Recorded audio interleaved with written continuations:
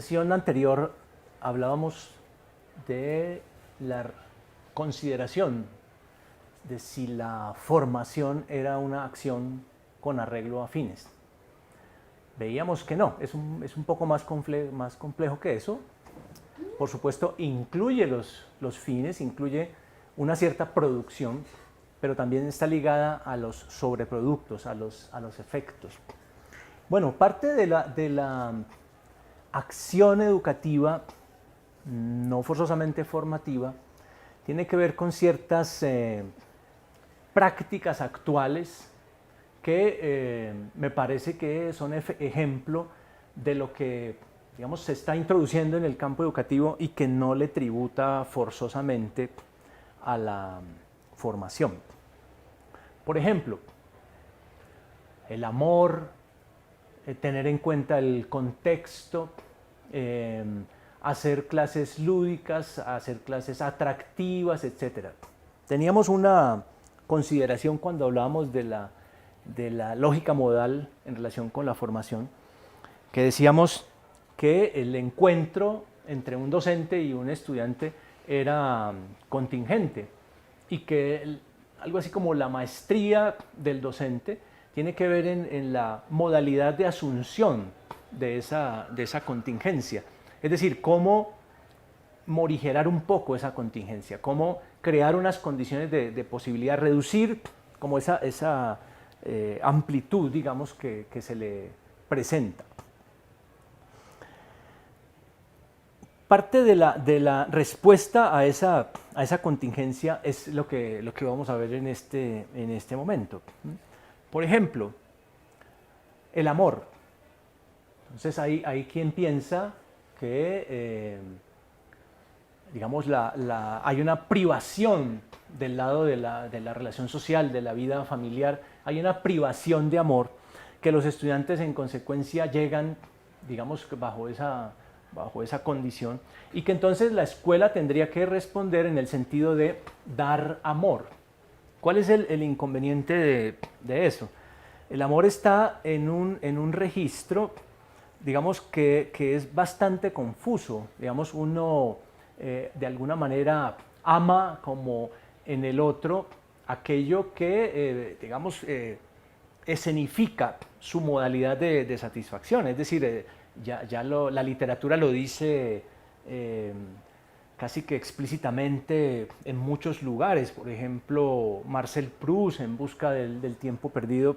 dice claramente, nosotros no sabemos quién es el otro. El otro es una modificación que hacemos a partir de nuestras apetencias. Entonces, la idea de entregar amor es más bien como ocuparse del otro en un sentido de que reemplace una cierta modalidad de satisfacción del sujeto. Freud, por ejemplo, cuando se refería al médico, decía que era preferible un médico que supiera hacer sus cosas y que no tuviera con el paciente como una aspiración amorosa de ser muy comprensivo con el otro, y que era preferible que se ocupara de su asunto como médico y que no le agregara esta otra dimensión, que es una dimensión bastante oscura. Digamos que beneficiar de alguna manera al otro no pasa por quererlo, no pasa por desear que esté bien, sino que pasa por hacer ciertas cosas que efectivamente tributarán en ese beneficio, y a veces ni siquiera se sabe qué es lo que uno está haciendo que efectivamente beneficia al otro, y al contrario, a veces uno está poniendo mucha voluntad, mucho amor, y lo que produce son efectos completamente contraproducentes. Digamos, vivimos en una época de dejación del saber, una época que sostiene que no es necesario saber, una época en la que todo el mundo está en sus aparatitos leyendo pequeños textos, chistecitos, donde ya no se ocupan prácticamente, o se ocupan cada vez menos de los textos extensos, etc. Y entonces, en esta época de dejación del saber, por supuesto, no total, porque hay unos espacios como el Valle de Silicona, donde hay personas absolutamente dedicadas a la construcción de un saber que tiene una aplicación técnica absolutamente clara en todos esos objetos que compramos. Pero en el espacio educativo, al menos en cierta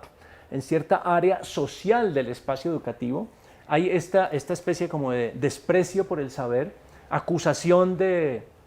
academicismo, aquel que pone el saber, digamos, como asunto mismo del proceso educativo. Y entonces, digamos, en ese espacio que le retiramos al saber, entran otras prácticas, otras manías pedagógicas, podríamos llamarlas,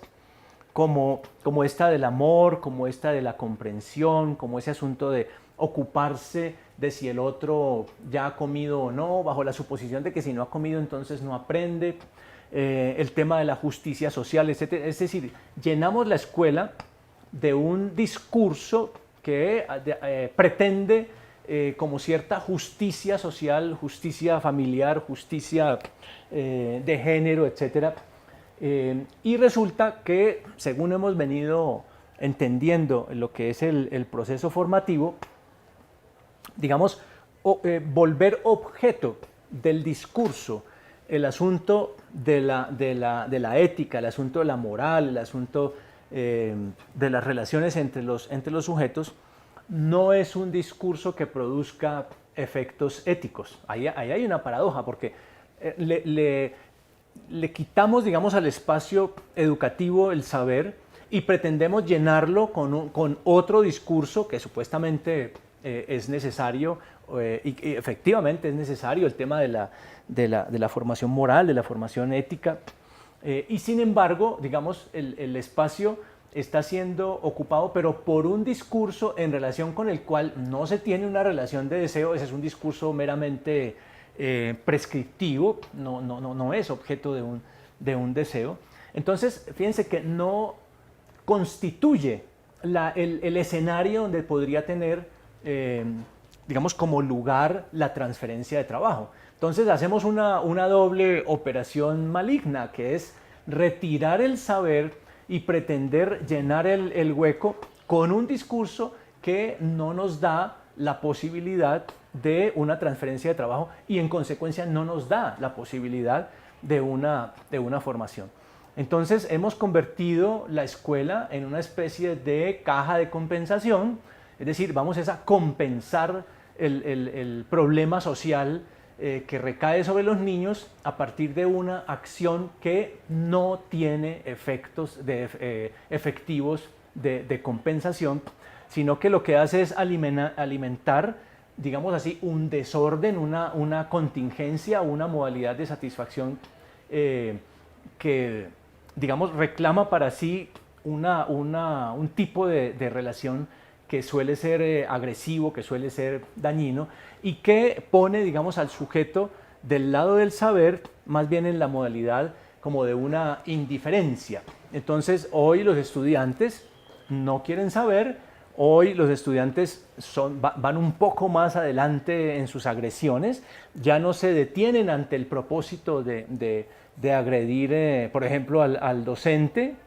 y digamos se está creando un clima, al menos en cierto sector, digamos, de la educación, se está creando un clima muy preocupante, y todo esto a nombre de estas manías pedagógicas que reclaman asuntos que el maestro no puede resolver. El maestro puede ser, además de maestro, alguien que asume una bandera política, y eso estaría muy bien en el sentido de contribuir, digamos, a que los estudiantes tengan ciertas condiciones sociales, pero es muy distinto pasar esa acción política a un discurso que no produce los efectos políticos buscados, pero que tampoco le tributa al saber, en el sentido en que ese objeto no es un objeto de deseo, y se mutila, digamos, la posibilidad de un proceso formativo.